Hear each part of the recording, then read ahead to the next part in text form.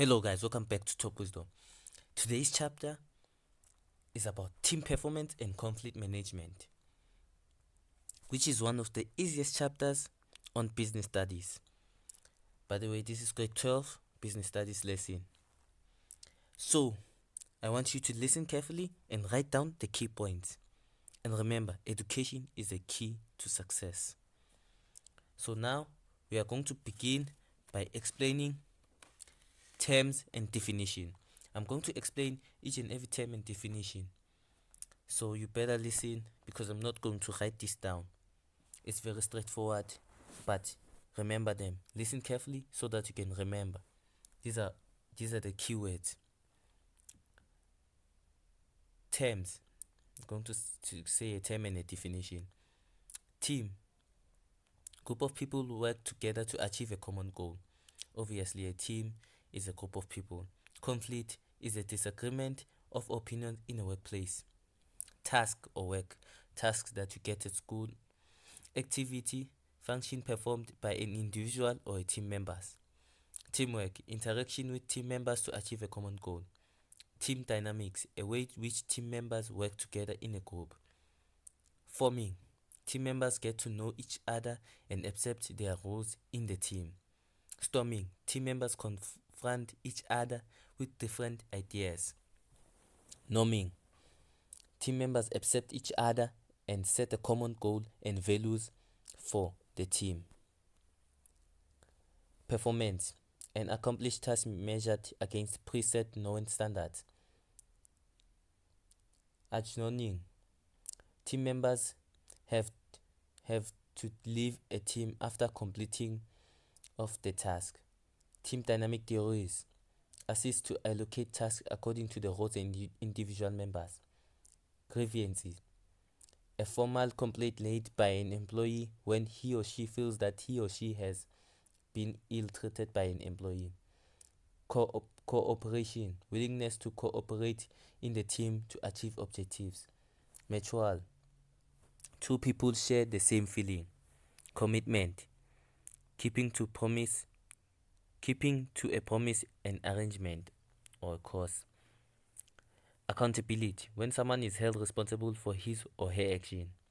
Interpersonal, attitude, the personality that a person continuously develops. Interpersonal behavior, how two or more people interact with each other or with one another, by the way. Shared values, a group of people with the same set of standards and beliefs. Assess, check how well something has been done. So, those are the terms and definition. That simply means we're going to focus on these aspects. On these videos, we're going to focus on those aspects. So, by now you know them because I've already explained what are they. You know them by now. So there's no need to explain twice. So, here is an important factor now. This is an important factor. Team performance assessment. Criteria for successful team performance. Interpersonal attitude and behavior. So now I'm going to start here with interpersonal attitudes and behavior. I'm going to explain them. Members have a positive attitude of support and motivation towards each other, so that because in this case members support each other, they motivate each other. Good sound interpersonal relationships will ensure job satisfaction, increase productivity of the team. Whenever the team is motivated, productivity increases. Members are committed and passionate towards achieving a common goal. Team leader acknowledges and gives credit to members for positive contributions. That's it. Team leaders give credit to members so that they can also feel motivated. Shared values or mutual trust and support. But I'm going to stick with shared values one. Shared values shows loyalty towards team members despite differences. Shows respect for acknowledgement or skills of team members, of other members, by the way. Perform team tasks with integrity or responsibility, meeting team deadlines with the necessary commitment to team goals. Show shared values As I've said, this is mutual trust and support. They are loyal and respect each other, which can be helpful in contributing in team performance. That's very helpful when team members are loyal to each other and respect each other. Communication is very important when it comes to team performance, even in football or everywhere, or in team bands or whatever. It's very important to communicate. Communication, a clear set of processes for teamwork, ensures that every team member understands his or her role. It is very important for team members to understand his or her role. Good communication between team members may result in quick decisions.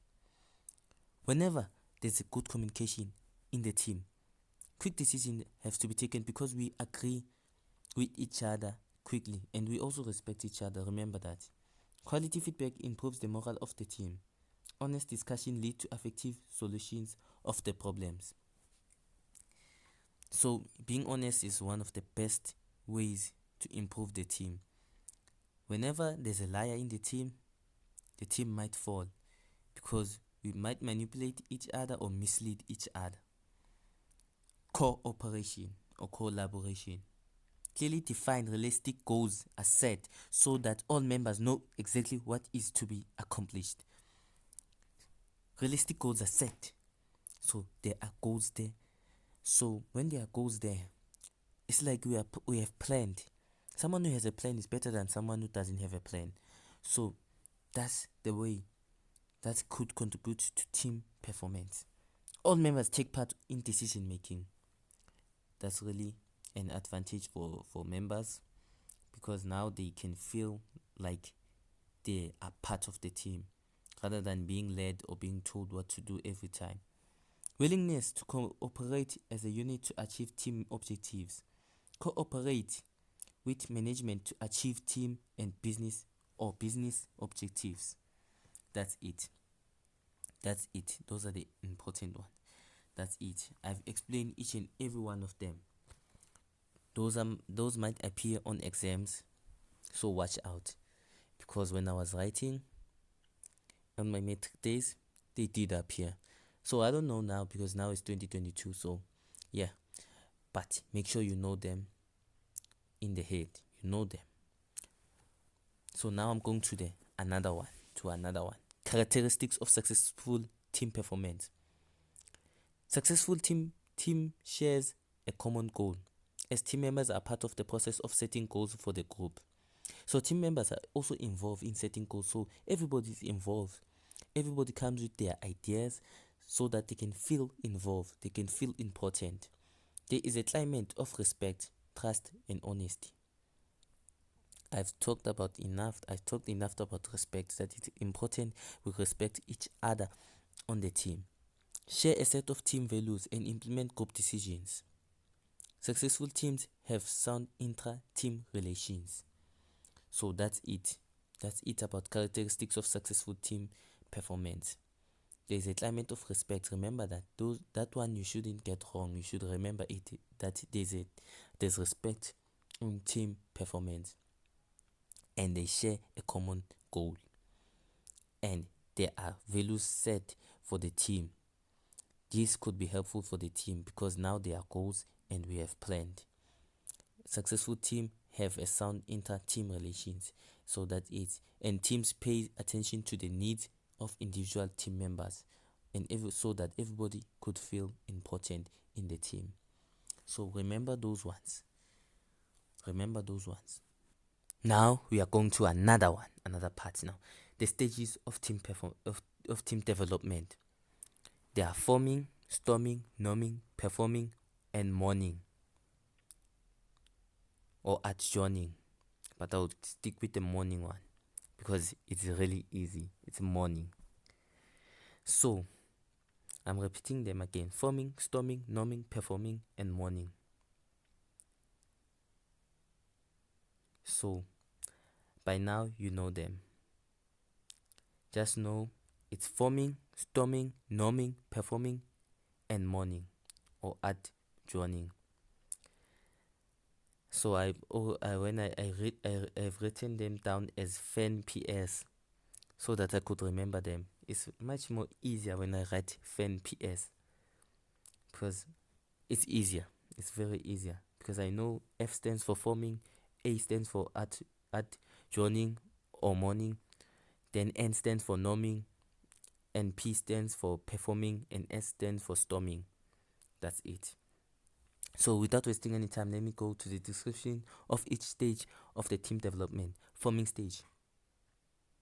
We are in the forming stage. Individuals gather information and impression about each other and scope of the task and how to approach it. They gather information about each other. They learn about each other.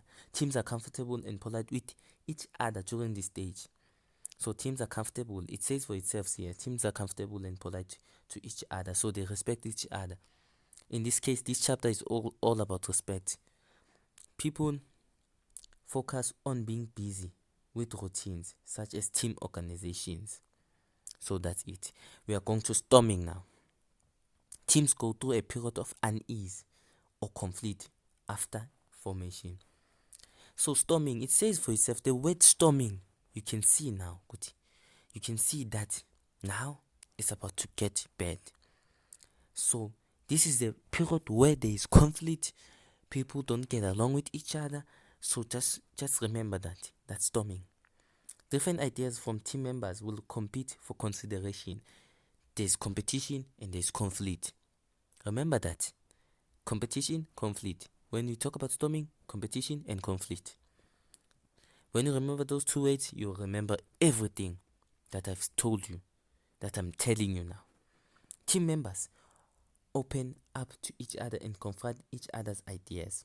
Tension, as I've said, or struggles or arguments occur and upset team members, or there may be power struggles for the position of the team members. So that's it about storming. And this stage, by the way, is necessary and it is important for the growth of the team. Now we're going to the norming part. Team members come to an agreement and reach consensus, by the way. Roles and responsibilities are clear and accepted. So now the roles and responsibilities are clear. Now we know each other. We know what Daniel is supposed to do. Everybody has their own goal. Everybody has their own mission. So that's it. Processes, working style, and respect development amongst members. Team members have an ambition to work for success of the team. So team members now work for the success of the team. They don't work for themselves. They work for the success of their team.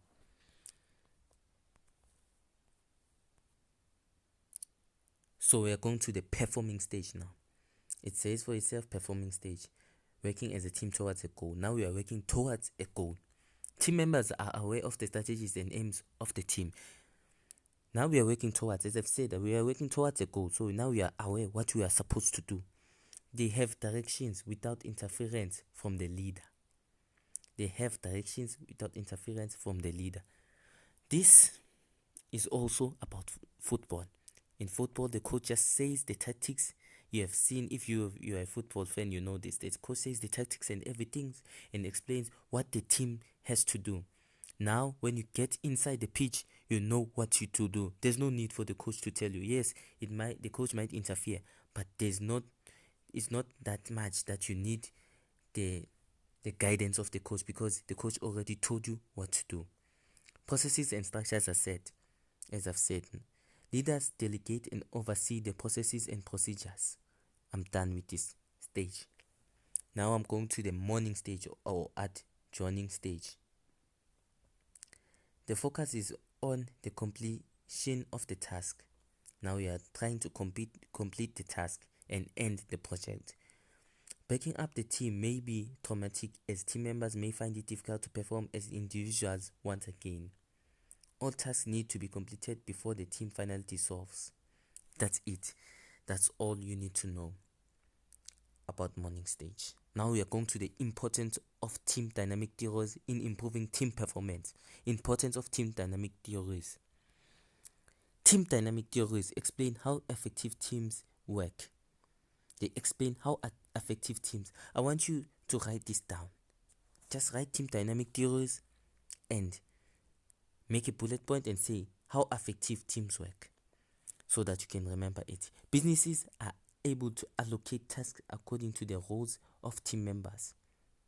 Now, here we have roles, so we are allocating tasks. We know what we are supposed to do. Just write down allocate tasks according to roles. Team members can maximize performance as tasks are allocated according to their abilities. So I can tell you this.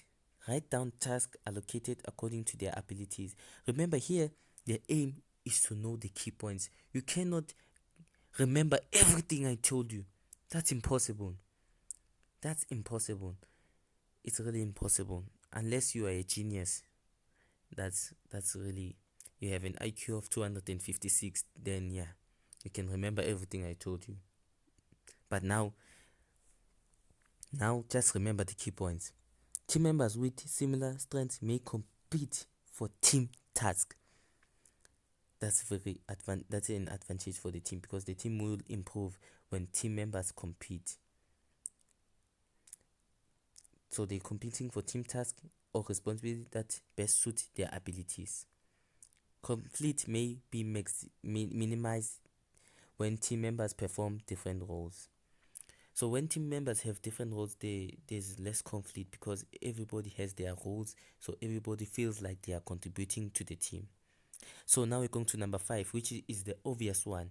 Conflict resolution, causes of conflict in the workplace. Even if this one you didn't study it, you should remember it because it's very obvious. Now I've explained what is conflict. You just use your head and just write down the causes of conflict. What causes an argument between you and your friend? If you get this one wrong, I don't know what to say because it is very obvious. Differences in backgrounds. So this is one of the causes of conflict. Limited businesses resources, different goals, objectives for group, different opinions. This one is one of the reasons that cause conflict everywhere. Everywhere you go, different opinions. Unfair workload, obvious, that will cause conflict. Imagine getting the workload that is too much for you and others get like a low workload. Unrealistic expectations, that also causes conflict. So I would advise you to remember the one with different opinions, unfair workload, unrealistic expectation, and ill-managed stress. Those are the ones that are obvious, or ignoring rules. So now you know what causes conflict. You should remember them. I need you to write 8 of them when you are writing, by the way, because these ones are easy. But no, don't do that. Just write 4 of them. So now we are going to explanations of causes of conflict in the workplace. These ones might click. Causes of conflict and explanations of causes of conflict in the workplace, they are basically the same. So I will just say this fast as possible. Lack of proper communication and between management and workers.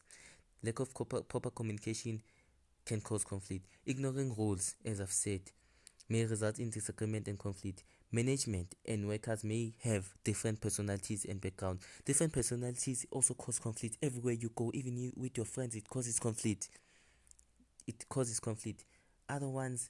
Other people feel motivated each and every time. Others are always down. So that won't click between the two people. Yeah. Different values, levels of knowledge and skills, experience of managers. And so I can just say different values can also cause conflict. As I've said, I won't spend much time here explaining things because they are basically the same as causes of conflict. Handling conflict in the workplace. Now we are figuring out how to handle conflict. As a person, when 2 of your friends are fighting or having a conflict, how do you resolve the conflict? Just use your brain and think. How do you resolve that conflict? Yeah, by now you know how do you resolve it because you are older now. So now I'm going to explain how do you resolve conflict in business or workplace. Acknowledge that there is a conflict in the workplace. First, you must accept that there is a conflict, that there is a disagreement. That's the first step. Identify cause of the conflict. Arrange pre-negotiation where workers or complaints will be allowed to state their case. Arrange time and places for negotiations where all employees involved are present. Arrange a meeting between conflicting employees. Those are straightforward. You must accept that there's conflict in the workplace, and second, you must try to find out what causes conflict. And third, you must arrange a meeting. There has to be a meeting in the workplace so that you can resolve and conflict and listen to other people's opinions. So that's it. So now we are going to another one. Dealing with grievances and difficult people personalities. So difference between grievance and conflict. I'm going to explain the difference between grievance and conflict. I won't write this down. When an employee is unhappy. So a grievance is when an employee is unhappy or has a problem about the workplace. Here is an individual. We're talking about an individual. So in conflict, it's a clash of opinions when two people have different opinions and don't agree with each other. You can't have a conflict alone. That's impossible. It is when an individual or group has work-related issues. So as I've said, that it is when an individual is unhappy about the workplace or something that's happening in the workplace. But in conflict, it's disagreement between two or more people. Correct procedures to deal with grievances. Now we are here where we are talking about individual now. An aggrieved employee must verbally report the incident grievance to his or her supervisor, who needs to resolve the issue within 3 or 5 working days. So each and every time you are unhappy about the workplace, report to the employer. Should the employee or supervisor not be able to resolve the grievance, the employee may take it to the next level of management. The employee may move to more formal processes where grievances must be lodged in writing and complete a grievance form. The employee must receive a written reply in response to written grievances.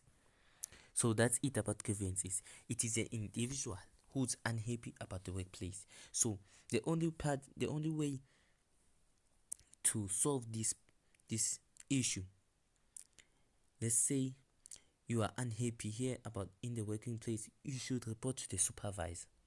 If the supervisor can resolve this, take it to the next step, or maybe write a letter or send it to the employer. So yeah, that's how you deal with grievances.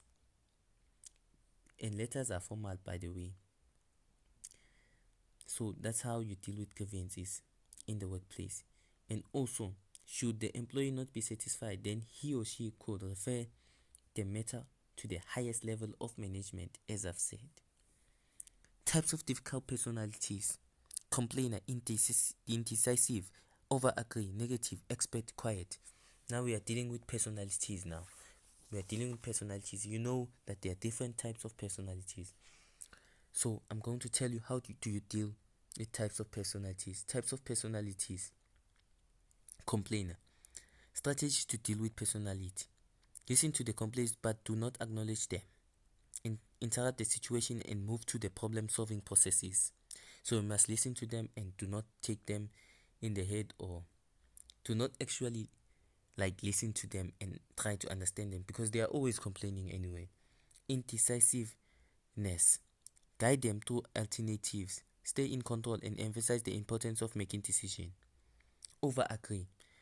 Be firm and do not make promises that they cannot keep. Follow up on their action. Negativity. Be firm with them and do not let them throw the supervisor into their negativity. Listen to them but do not agree with them, because they are always negative. Expect. Be firm and assertive. Do not accuse them of being incorrect. Know your facts. Most of the people who are expect, they have pride. So when you accuse them with that they are incorrect, as a person who has pride, is always fighting back. He's always defensive, even though he's incorrect. Quiet. Do not fill their silence with words. Wait for their response. Aggressive. Allow them time to speak and blow off. Those are the ones who can lose their anger, just like that. Be firm, but do not attack them. Do not allow them to be hostile towards others. Ways in which businesses can deal with difficult employees in the workplace. Get perspective from others who have experienced the same kind of situation to be able to understand the difficult employees. Act proactive if possible, as staff is part of the manager's responsibility. Regular meetings with supervisors, heads should be help to identify difficult problem behaviors. Ask someone in authority for their input into the situation. Identify the type of personality which created the problems. So those are the ways business can deal with difficult employees. They must act experience and talk. They must act experience this and try to resolve the situation proactively. They must respect other employees and try to act professional. And regular meetings also help so that you can take the ideas of other people or their opinions so that they can feel important. So that's it. Those are the ways in which businesses can deal with difficult employees, as I've said here on this chapter. As I've said everything you need to know. And discussions are much more important in team performance. Remember that there's always respect and honesty that could lead the team to the next level in team performance. So you must be able to identify the personality which created the problem. Try to find out who created the problem. Is it the person who's always aggressive as usual because they always create the problems? So yeah, you have to find out. Or the negativity, the ones who's always picking negativity towards other people. So here we are done. This is the whole chapter. This is what you need to know about team performance. So don't forget to check the description and click the link there, which will take you to other business lessons, and subscribe to this channel, which is much more helpful for you. Remember, education is the key to success. Don't forget that.